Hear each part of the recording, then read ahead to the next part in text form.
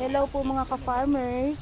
So ayan po, nagpe-prepare na po kami para magluto po ng aming lunch for today dito sa Balay Verde Farm. And yan po yung pinagawa ko na kalan. Kalan po siya, at the same time ay pwede rin pong mag-grill. Yan, pwede pong mag-ihaw dyan. And magre-ready lang po kami. Ganyan po kagandang kapaligiran dito sa Balay Verde Farm.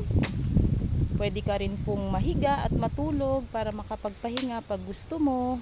Yan naman po yung aming munting kubo. Nandyan din po yung CR. Nandyan din po yung kainan namin.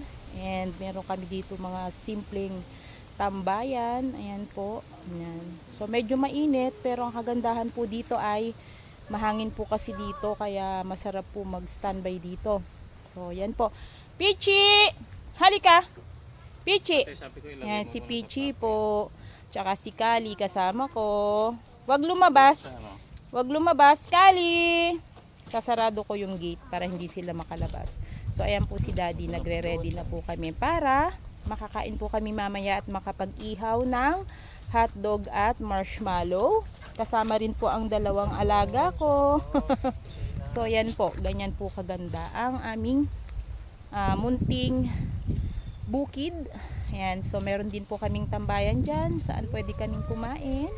At ito rin po, ayan, napakaluwang pa po niyan para makapaglaro po ang mga kids. Ayan. So kung nakikita nyo po ay napakasarap po na tambay-tambay lang at mag-chillax-chillax dito sa farm. So yan lang po muna. Maraming salamat po sa panonood ng aking video.